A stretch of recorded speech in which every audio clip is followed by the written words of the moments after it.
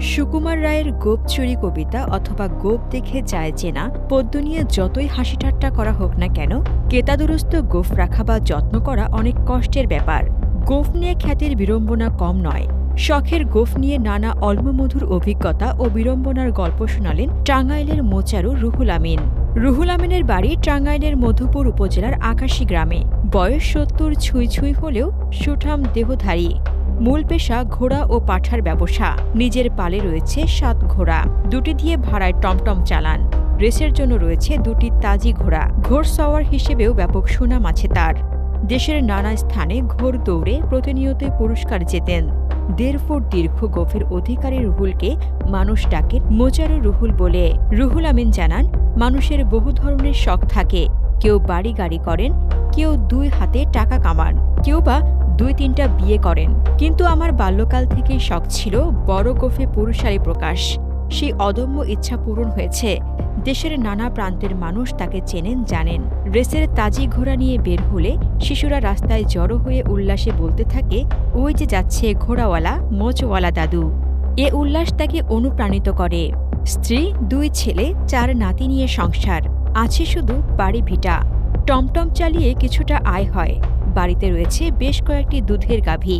সবাই মিলে দেখাশোনা করেন। যৌবনে বিয়ে করতে গিয়ে গোঁফ নিয়ে বিপাকে পড়েন। গোঁফের জন্য বিয়ে ভেঙে যেত। বাবা আফসার আকন্দ গোঁফ ছাঁটার নির্দেশ দিলে বাড়ি ছাড়েন রুহুল। গোঁফের জন্য পাত্রীর আকাল পড়ায় বেশ পরিণত বয়সে বিয়ে করতে হয় তাকে। গোঁফ নিয়ে প্রথম দিকে পাড়াপড়শিরাও টিপ্পনি কাটত। পুলিশও সন্দেহের চোখে দেখত।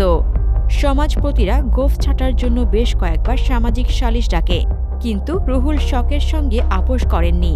তবে দেশে জরুরি বা অস্বাভাবিক পরিস্থিতির সৃষ্টি হলে গোঁফ নিয়ে বিপাকে পড়েন তিনি। বিশেষ বাহিনীর লোকেরা তখন ক্যাম্পে তলব করেন। কেন তার বড় গোঁফ জানতে চান। একসময়ে থানা পুলিশ সন্দেহের চোখে দেখত। নতুন ওসিএলেই ডাক পড়ত। কেন এত বড় গোঁফ, কৈফিয়ত চাইতেন। এখনও দেশের কোনো কোনো স্থানে ঘোড়া ব্যবসার জন্য গেলে সেখানকার প্রশাসনের লোকজন নানা প্রশ্নে জর্জরিত করেন। অবশ্য এলাকায় এখন আর এ ধরনের ঝামেলা পোহাতে হয় না।